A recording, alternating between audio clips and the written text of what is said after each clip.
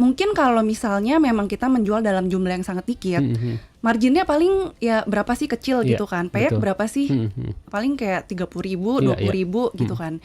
Tapi saya tahu end goal-nya apa gitu. Goal saya mau membuat sebuah bisnis yang bisa dikembangkan. Iya.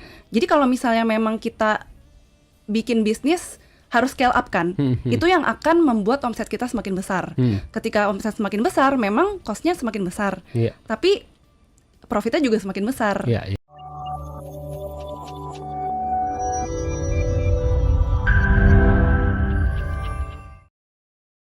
Tapi sebenarnya kita mau kenalan dulu sama Kak Yesi. Nih backgroundnya, ini sekolahnya dulu ngambil jurusan apa sih di kuliah? Kenapa akhirnya bisa terjun ke dunia bisnis, terutama di Payek ini? Apakah dari background studi bisnis atau seperti apa nih? Saya dulu kuliahnya itu di UCLA, University of California. Oh, ngambil di luar. Iya, di Los Angeles gitu. Sebenarnya sih backgroundnya itu di bisnis accounting ya, accounting ekonomi. Iya. Dan sama sekali nggak ada nyambung-nyambungnya tuh sama F&B ya. Iya, iya, iya. Tapi memang saya tuh orangnya benar-benar suka kuliner gitu. Jadi dulu setiap ada restoran baru pasti saya kunjungi untuk coba gitu. Terus teman-teman tuh semua kalau nanya makanan tuh selalu sama saya.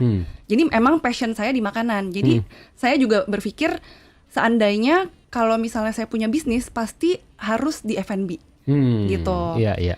Nah, ya memang ya maksudnya semua bisnis kan perlu finance gitu. Jadi background saya emang sangat terpakai. Iya, iya, iya. Gitu. Dan ketika balik Jakarta, awalnya memang saya buka cafe, coffee shop. Tapi ternyata setelah menjalani produksi payek, jualan itu memang lebih enak dibandingin kayak buka restoran sih. Lebih menyenangkan ya. Lebih menyenangkan gitu. Tapi ngomongin soal kuliah di luar negeri gitu ya, dengan gelar juga yang didapatkan juga sebagai business accounting, ini kan lumayan nih, banyak orang nggak sayang nih kuliah jauh-jauh, bisnis di luar negeri, balik-balik ke sini, emang nggak gengsi nih cuman jadi dalam tanda kutip pemilik brand Payek aja? Justru nggak sama sekali gitu. Maksudnya gini, mungkin kalau misalnya memang kita menjual dalam jumlah yang sangat dikit, marginnya paling ya berapa sih, kecil gitu kan. Payek berapa sih? Paling kayak 30.000, 20.000 gitu kan. Tapi saya tahu end goal-nya apa gitu. Goal saya mau membuat sebuah bisnis yang bisa dikembangkan. Jadi kalau misalnya memang kita bikin bisnis harus scale up kan, itu yang akan membuat omset kita semakin besar. Ketika omset semakin besar, memang cost-nya semakin besar. Tapi profitnya juga semakin besar, gitu kan. Mungkin kalau misalnya kita berpikirnya seperti kayak ngeremehin, hanya Payek gitu. Tapi sekarang kalau misalnya kita lihat kayak coffee shop gitu bisa gede banget. Kenapa? Jualan biji kopi itu hanya apa? Hanya biji kopi kan, gitu. Tapi mereka bisa membesarkan, scale up, makanya omsetnya bisa besar. Betul. Contoh lain misalnya noodle instan, gitu yang kita tahu, maksudnya yang terkenal lah ya.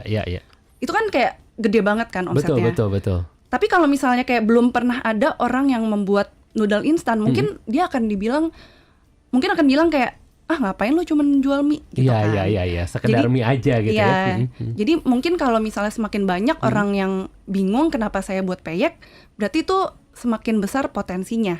Berarti belum ada yang kepikiran untuk membesarkan bisnis ini. Betul sekali. Gitu. Akhirnya peluang itulah yang diambil oleh kalau kata Coach Yudi, Nyai Yesi untuk bisa mengembangkan Payek ini ya. Tapi penasaran nih, bagaimana respon keluarga maupun teman-teman waktu itu ketika memutuskan untuk serius membesarkan Payek ini untuk bisa dieksekusi dengan lebih baik, dengan packaging yang lebih bagus.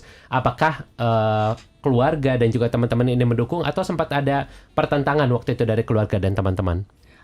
Kalau misalnya teman-teman itu memang banyak banget ya yang tadi seperti saya bilang, kok udah lulus dari luar negeri ngapain sih buat Payek? Kan awalnya memang saya PO. Itu kan omsetnya dikit banget gitu. Betul. Kan. Tapi kalau misalnya dari keluarga, mereka sangat mendukung gitu, karena mereka memang tahu aku tuh orangnya sangat ambisius gitu. Jadi apapun yang saya kerjakan pasti akan jadi end goal-nya tuh akan nyampe gitu.